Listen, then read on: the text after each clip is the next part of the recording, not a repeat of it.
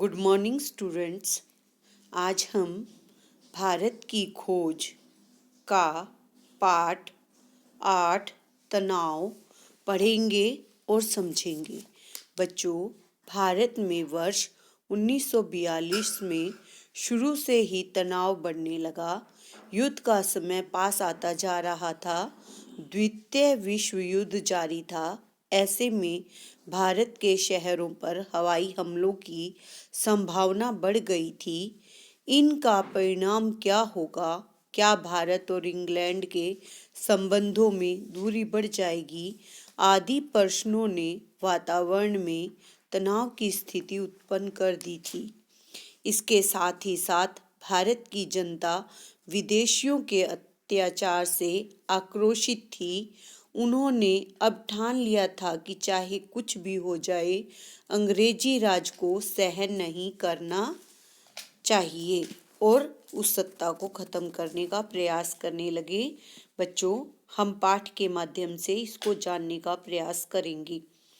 वर्ष 1942 का समय कौन से युद्ध का था? वर्ष 1942 का समय द्वितीय विश्व युद्ध का था। भारत में अत्यधिक राजनीतिक दबाव किस वर्ष में था? भारत में अत्यधिक राजनीतिक दबाव वर्ष 1929 में था। भारत छोड़ो प्रस्ताव किसके द्वारा तथा कब रखा गया? भारत छोड़ो प्रस्ताव अखिल भारतीय कांग्रेस कमेटी के द्वारा 8 अगस्त 1942 में रखा गया।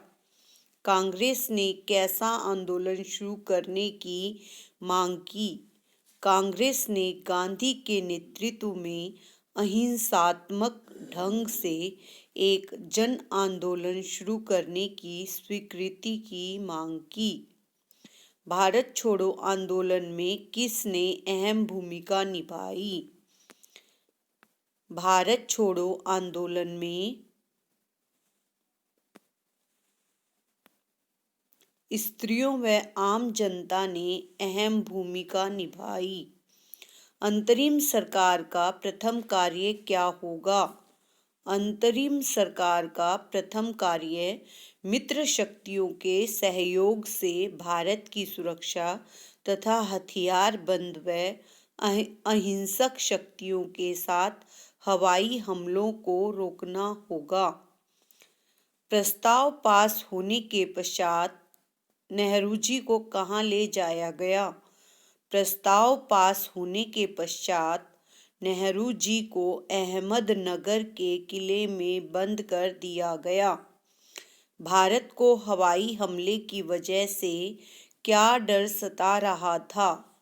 भारत को हवाई हमले की वजह से यह डर सता रहा था कि कहीं इससे भारत और इंग्लैंड के संबंधों में दूरी न आ जाए।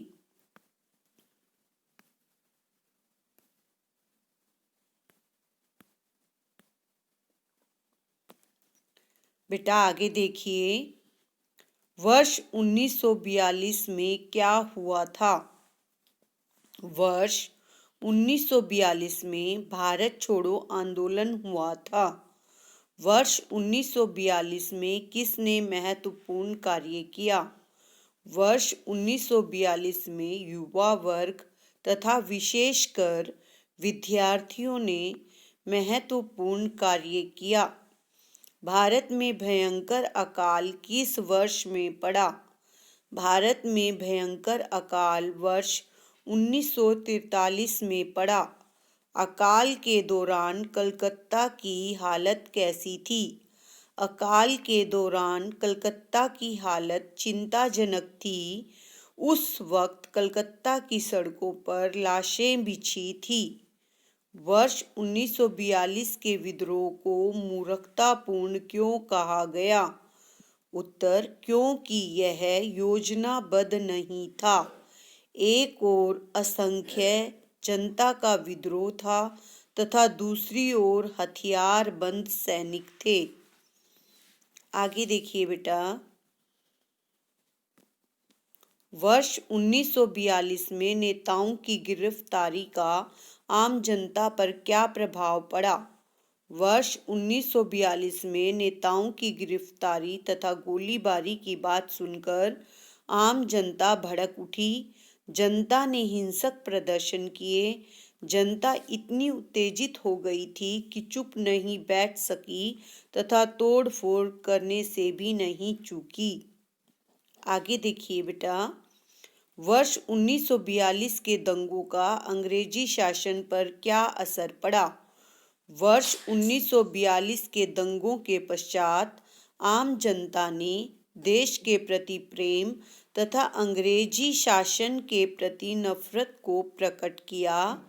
इसके परिणाम स्वरूप अनेक ग्रामीण तथा शहरी क्षेत्रों पर अंग्रेजों का अधिकार समाप्त हो गया तथा पुनः कब्जा करने के लिए उन्हें हफ्ते लग गए।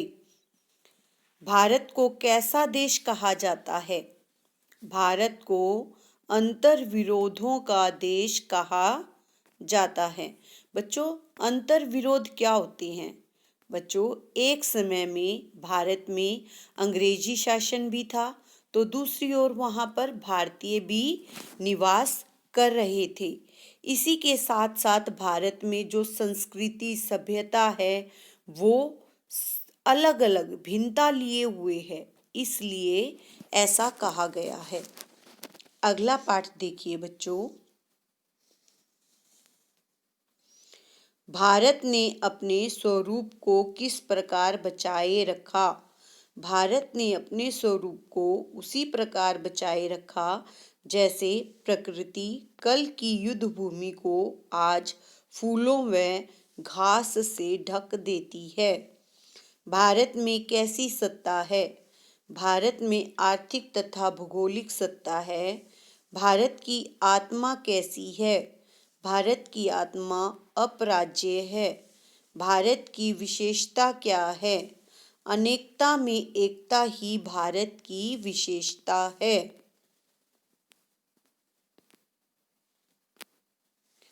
हम भारतीयों को क्या नहीं भूलना चाहिए? हम भारतीयों को अपनी कमजोरियां तथा असफलताओं को कभी नहीं भूलना चाहिए। भारतीय विभिन्नता में कैसी एकता है? भारतीय विभिन्नता में सांस्कृतिक एकता है। रविंद्रनाथ टैगोर किसको नहीं भूले? रविंद्रनाथ टैगोर देश की संस्कृति सभ्यता तथा विरासत को नहीं भूले। रविंद्रनाथ टैगोर का किस से संबंध था? रविंद्रनाथ टैगोर का आधुनिक युग की प्रवृत्तियों तथा प्रकृति से घनिष्ठ संबंध था। बच्चों, नेहरू जी अंत में निष्कर्ष रूप में भारत की खोज के बारे में बताते हुए कहते हैं कि मैंने क्या खोजा, क्या पाया है, यह कल्पना करना भी मैं उसके पर्दे को हटाकर उसका वर्तमान रूप देख सकूंगा कि वह अपने वर्तमान रूप में क्या है और उसका लंबा अतीत क्या रहा होगा, मेरी अनाधिकार चेष्टा थी। वास्तव में भारत एक भौगोलिक और आर्थिक सत्ता है जिसकी विभिन्नता में सांस्कृतिक एकता है। वह विरोधाभासों का समूह है जो मजबूत और अदृश्य सूत्रों से बंधा है। बार बार जीतने या जीने के बाद भी वह अजेय है, अपराजेय है। समय समय पर यहाँ अनेक महापुरुषों ने जन्म लिया है जिन्होंने उसे समय के सांचे में ढाला। रविंद्रनाथ टैगोर आधुनिक प्रवृत्तियों से सराबोर थे किंतु उनकी नींव भारत में थी। इसी के साथ बच्चों, भारत की खोज का ये पाठ यहाँ पर समाप्त हुआ। धन्यवाद।